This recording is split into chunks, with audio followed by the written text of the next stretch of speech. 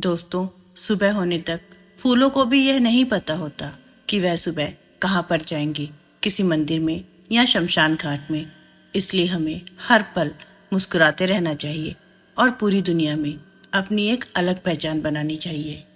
अगर आपको हमारी आज की कहानी अच्छी लगे तो हमारे इस चैनल को सब्सक्राइब ज़रूर कीजिए और हमारी वीडियो को लाइक, शेयर और कमेंट भी ज़रूर कीजिए।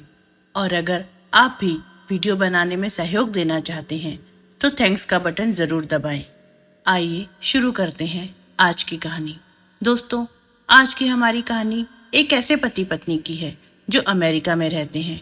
उन दोनों पति पत्नी में आपसी रिश्ता ठीक नहीं था।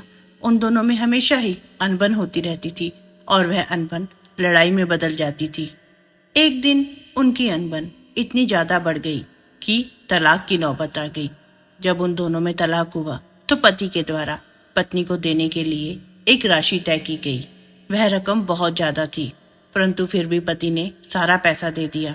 सारा पैसा देने के बाद पति के पास सिर्फ $70 ही बचे। वह आदमी सोचने लगा कि आखिर वह इतने कम पैसों में क्या करेगा। उसे कुछ भी समझ में नहीं आ रहा था। उसकी निजी जिंदगी बिल्कुल ही खत्म हो गई थी। रिश्तों के नाम पर उसके पास कुछ भी नहीं बचा था।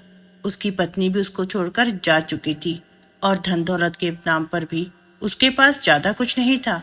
वह आदमी आत्महत्या के बारे में सोचने लगा। वह अपनी ज़िंदगी को ख़त्म करके अपनी परेशानियों को ख़त्म करना चाहता था। वह अभी यह सोच ही रहा था कि उसके मन में एक ख्याल आया कि उसके पास जो $70 बचे हैं, पहले मैं उनको खर्च करके मरने से पहले थोड़ी सी मौज मस्ती ही कर लेता हूँ। बाकी सब कुछ तो ख़त्म हो ही गया है। मैं उस $70 को बचाकर भी क्या करूँगा, उनको भी खर्च ही कर देता हूँ। इसी सोच के साथ वह आदमी पास के ही एक कसिनो में चला गया। वह सोचने लगा कि मरने से पहले मैं जुआ खेलूंगा। जब वह आदमी उस कसिनो के अंदर गया तो वहां पर भीड़ होने के कारण बहुत लंबी लाइन लगी हुई थी। वह आदमी भी लाइन में खड़ा होकर अपनी बारी का इंतजार करने लगा। वह आदमी वही पास में ही रखा हुआ अखबार उठाकर पढ़ने लगा। उसने अखबार में एक खबर पढ़ी कि सरकार एक खदान की नीलामी करने जा रही है, जिसकी खुदाई इसलिए शुरू की थी कि वह सोने की खदान है, परंतु उसमें से कुछ भी नहीं मिलने के कारण सरकार ने उस खदान को नीलाम करने का फैसला। उस खदान की नीलामी शुरू होने में बस कुछ समय ही बचा था और वह नीलामी वाली जगह भी उस कसिनो के पास ही थी। जब उस आदमी ने खदान की नीलामी वाली खबर को पढ़ा तो वह सोचने लगा कि जुए में पैसे हारने से अच्छा यह होगा कि मैं एक बार उस खदान की नीलामी वाली जगह पर जाकर देख लूं। नीलामी में शामिल होकर मैं कुछ अलग करने की कोशिश करता हूं। उस आदमी ने कसिनो में न जाकर नीलामी में शामिल होने का विचार बना लिया। वह आदमी कसिनो से चल दिया। वह आदमी उस खदान के पास पहुंच गया। उसने देखा कि वहां पर एक बहुत बड़ा खड्डा था। उस खड्डे में से मिट्टी के अलावा कुछ भी नहीं निकला था। उस खदान में से सोना मिलने की उम्मीद किसी को भी नहीं थी। वह आदमी वहां पर खड़ा होकर सोचने लगा कि अगर मुझे इस खदान में से कुछ मिलेगा तो ठीक है, नहीं तो मैं इसी खदान में ही अपनी जिंदगी को खत्म कर लूंगा।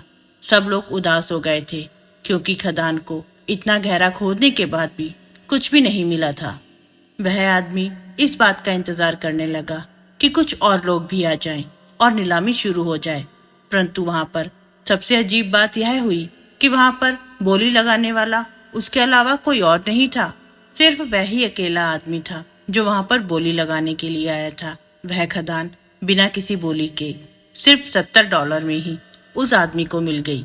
अब वह आदमी यह सोच रहा था कि वह कहां से कूदकर अपने जीवन को समाप्त कर ले। तभी उसके पास कुछ मजदूर आए। उन मजदूरों में से एक मजदूर ने उस आदमी से कहा, महाशय, आप हमें बताइए कि हम आज क्या करें। अब आप ही इस खदान के मालिक हैं। हमें आज शाम तक के काम के पैसे मिले हुए हैं। अब आप कहें तो हम आज शाम तक इस खदान को और खोद सकते हैं। आप ही हमें बताइए कि हमें क्या करना है। हमें आज काम करना है या फिर हम सब अपने अपने घर वापस चले जाएं। उस आदमी ने कहा, अगर तुम्हें आज शाम तक काम करने के पैसे मिल ही चुके हैं तो आप खुदाई करना शुरू कर दो। अभी तो ज़्यादा समय भी नहीं हुआ है।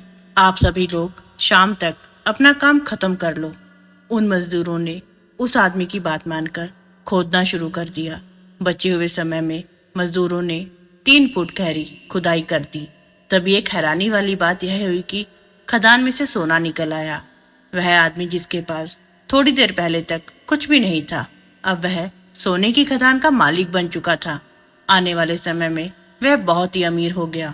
किसी ने उस आदमी से सवाल पूछा कि जिंदगी और मौत में क्या फर्क होता है, तो उस आदमी ने जवाब दिया कि जिंदगी और मौत में सिर्फ 3 फुट का फर्क होता है।